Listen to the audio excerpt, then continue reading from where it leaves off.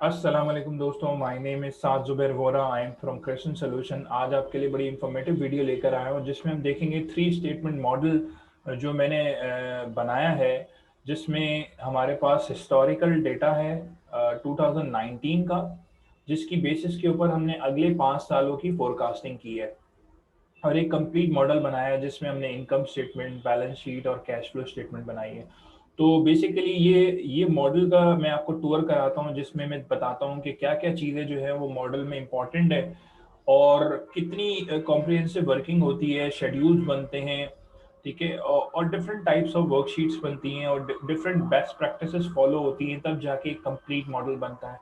तो मैं आपको यहाँ पर एक बता देता हूँ कि ये जो इंडस्ट्री है वो सीमेंट इंडस्ट्री है और ये एक सैंपल डेटा है जिसकी बेसिस पे मैंने एक पूरा मॉडल तैयार किया है। सबसे पहले नॉर्मली हमें करना क्या होता है कि एक जो है वो एक मॉडल शीट, सबसे पहले आप एक्सेल में वर्कशीट के अंदर जो है वो बना लें। मॉडल शीट में आपने income statement, balance sheet, cash flow statement और अजम्पशंस भी रखनी है। अच्छा, यहाँ पर आपने, जब आपके पास हिस्टोरिकल डेटा मौजूद है, लेट सपोज हमारे पास 2019 का हिस्टोरिकल डेटा और रिजल्ट ऑडिटेड रिपोर्ट हमारे पास मौजूद थी, जिसकी बेसिस के ऊपर हमने अगले 5 सालों को फोरकास्ट करना था। तो यहाँ हमने हिस्टोरिकल रिजल्ट्स का एक कॉलम बना दिया और अगले 5 सालों को एक फोरकास्ट पीरियड बना दिया। और यहाँ पर हमने एक्सप्रेस किया है ये 000 में अमाउंट, मतलब मिलियंस में। और ये हमें कंप्लीट फाइनेंशियल स्टेटमेंट बनानी है। अजम्पशंस जो है नॉर्मली इनकम स्टेटमेंट की भी होती हैं, बैलेंस शीट की भी होती हैं। अच्छा, इनकम स्टेटमेंट में हमारे पास अगर हिस्टोरिकल डेटा मौजूद है तो इनकम स्टेटमेंट डेफिनेटली होगी, बैलेंस शीट भी होगी, सब कुछ होगा। तो यहाँ पर हम अजम्पशंस लेना स्टार्ट करते हैं। कोशिश ये करें कि अजम्पशन जो है वो उसी शीट पे ले। ये डिपेंड करता है हर बंदे की कैपेसिटी के ऊपर कि अगर वो तीनों फाइनेंशियल स्टेटमेंट के कंपोनेंट तीनों जो हैं वो एक ही शीट के ऊपर बनाना चाहता है तो बना सकता है। और अगर आपका अच्छी ग्रिप है तो आप एक ही शीट पे बना लें तीनों चीज़ें, और अजम्पशन भी इसी शीट पे बना लें। तो ये अजम्पशन वाली शीट पे हमने ये रेवेन्यू ग्रोथ की percentage, selling price, selling price in percentage, selling units in ton, क्योंकि सीमेंट इंडस्ट्री है तो टन्स में उसका जो है वो सेलिंग यूनिट्स होते हैं उनके। इसी तरह कॉस्ट ऑफ गुड्स सोल्ड की परसेंटेज ऑफ रेवेन्यू।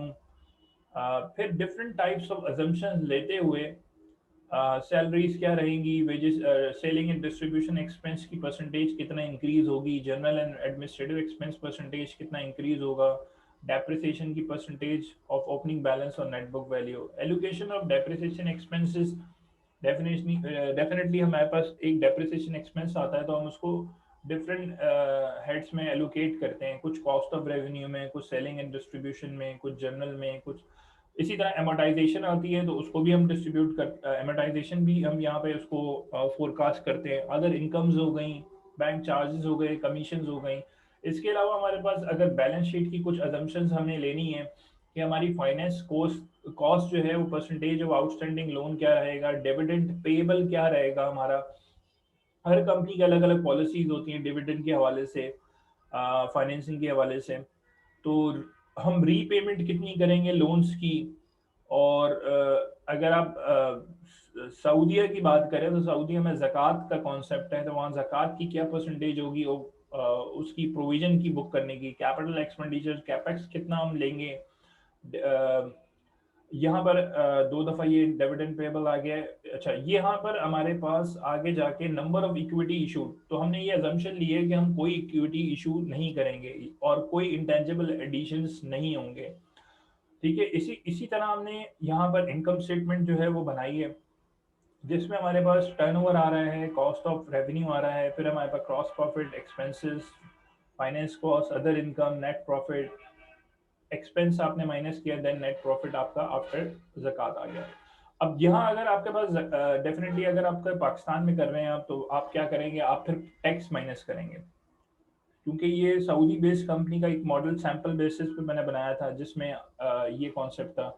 अच्छा, अब यहाँ पर हमारे पास पूरा हिस्टोरिकल डेटा है और फोरकास्ट हमने इनकम स्टेटमेंट की कर ली है, और साथ साथ हम उसकी अर्निंग पर शेयर भी निकाल लेंगे कि बेसिक अर्निंग पर शेयर हमारे पास क्या आ रहा है, weighted average number of shares कितने होंगे, अदर कॉम्प्रिहेंसिव इनकम्स यहाँ पे हमने जो है वो ले लेने हैं।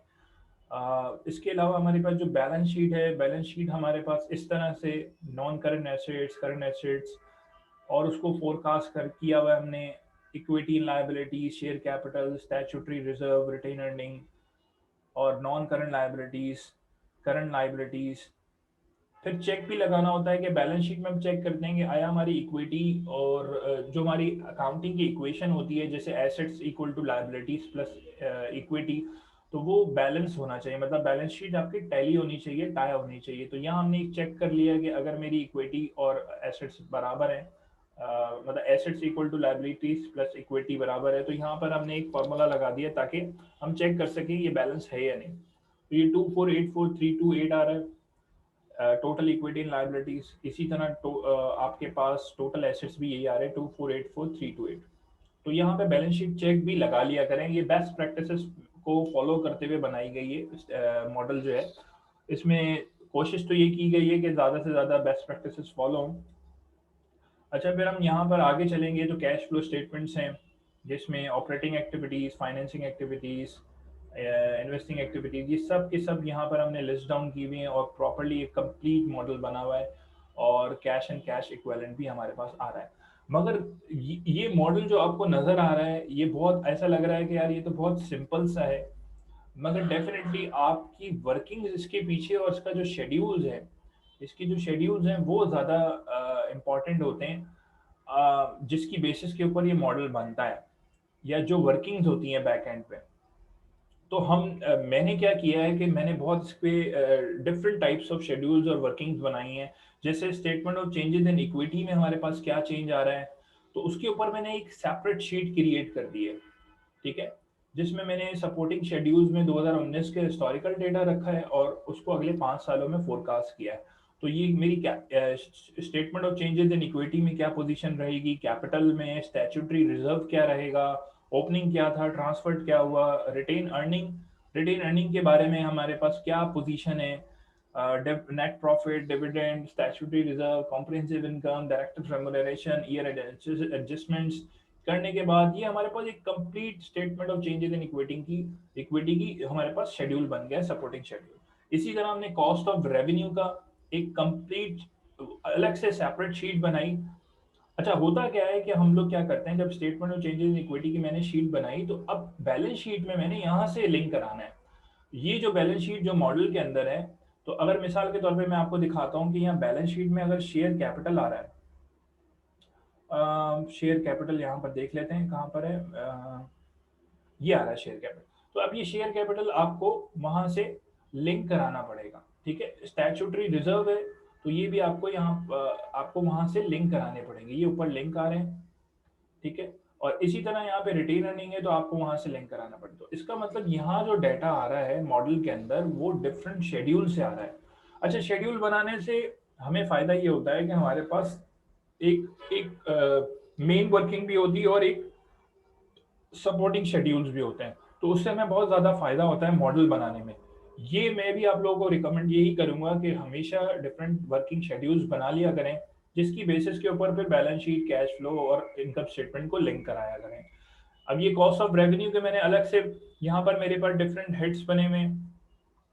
कॉस्ट ऑफ रेवेन्यू के डिफरेंट यहाँ पर आपको देख रहे हैं, यहाँ पे मल्टीपल टाइम्स के एक्सपेंसेस आ रहे हैं, cost of material rate, salaries, fuel वगैरह, और फिर फिनिश गुड्स वगैरह, और टोटल कॉस्ट ऑफ रेवेन्यू आ रहा है। इसी तरह सेलिंग एंड डिस्ट्रीब्यूशन में जो एक्सपेंसेस हुए हैं, ये जो हमने हिस्टोरिकल डेटा की बेसिस के ऊपर फोरकास्ट की है, तो वो हमने यहाँ पे रखे हैं।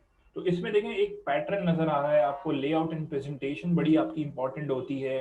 फिर आपने ये ओपनिंग कॉलम छोड़ना होता है, ओपनिंग कॉलम लाजमी आप छोड़ें ताकि बेस्ट फाइनेंशियल मॉडलिंग प्रैक्टिस को फॉलो करें, ठीक है। तो यहाँ पर ये जो ब्लू से आपको शो हो रहा है, ये एक्चुअली ये नंबर्स आपको इनपुट है जिसकी बेसिस पे कुछ आउटपुट्स हमारे पास रिजल्ट आए हैं, और यहाँ हमने बॉटम में इसका टोटल किया हुआ है। सेलिंग एंड डिस्ट्रीब्यूशन एक्सपेंस हो गया, जनरल एंड एडमिनिस्ट्रेटिव एक्सपेंसेस हो गए, उसमें जो भी आपके पास हेड्स हैं वो आप लिस्ट डाउन कर दें, उसको भी फोरकास्ट करें। इससे ये होगा कि आपकी फोरकास्टिंग अच्छी से अच्छी हो जाएगी। फिर आपके पास फाइनेंस कॉस्ट के हवाले से जो अगर कोई चीज़ें हैं तो उसको आप यहाँ लिस्ट डाउन करें, बैंक के चार्जेस हैं, कमीशन है फाइनेंस कॉस्ट के हवाले से। फिर आप प्रॉपर्टी, प्लान एंड इक्विपमेंट जो नॉर्मली हम लोग एक पूरा फिक्स एसेट शेड्यूल बनाते हैं जिसमें डिफरेंट टाइप्स ऑफ एसेट्स जो होते हैं वो यहाँ पे लिस्ट डाउन करते हैं, फिर उसकी डेप्रिसिएशन, फिर एक्यूमुलेटेड डेप्रिसिएशन, उसकी एडिशन, उसके डिस्पोजल। तो मैंने बहुत इसको आसान कर दिया है। मैंने इस मॉडल में क्या किया कि यहाँ अगर मेरे पास लैंड आ रहा है तो मैंने लैंड की यहाँ पर कॉस्ट कॉस्ट ले ली है, जो कि 1 जनवरी 2019 की डेफिनेटली थी। और फिर मैंने कुछ एडिशंस का कॉलम रॉ डाली है, डिस्पोजल्स, ट्रांसफर्स। फिर इसी तरह उसका जो 31 दिसंबर का बैलेंस है वो यहाँ पर आ गया। इसी तरह एक्यूमुलेटेड डेप्रिसिएशन जो पहले 1 जन के ऊपर बैलेंस था, फिर इस साल चार्ज होगा, इस साल जो डेप्रिसिएशन वो ऐड हो जाएगा।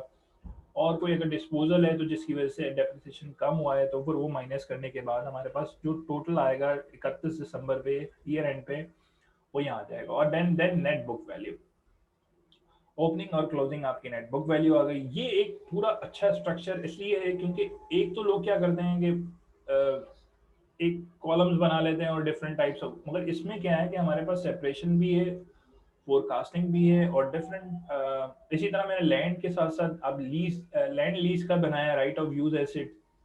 फिर इसी तरह आप नीचे जाएंगे तो बिल्डिंग का आपको मिलेगा। बिल्डिंग में आपने कॉस्ट के हवाले से इनपुट्स आ गए, एक्यूमुलेटेड डेप्रिसिएशन के हवाले से आ गए, नेट बुक वैल्यू के हवाले से आ गए। इसी तरह plant machinery and other equipments उनके। तो इसका मतलब ये है कि different types of fix assets हैं, व्हीकल्स आ गई हैं आपकी, तो उनके अलग अलग आपको वर्किंग यहाँ मौजूद नजर आ रही है। एंड में क्या करेंगे, बैलेंस शीट में आप नेट बुक वैल्यू ले जाएंगे, जो ऑल सारे एसेट्स की जो नेट बुक वैल्यू होगी वो टोटल उठा के हम बैलेंस शीट में डाल देंगे, जो आपको यहाँ नजर भी आ रही होगी एंड में। अच्छा जी, इंटेंजिबल्स की अगर कोई एडिशन है तो एडिशन यहाँ ले लेंगे। वन एमोटाइजेशन वगैरह जो है वो उसकी रिकॉर्ड कर दी जाएगी।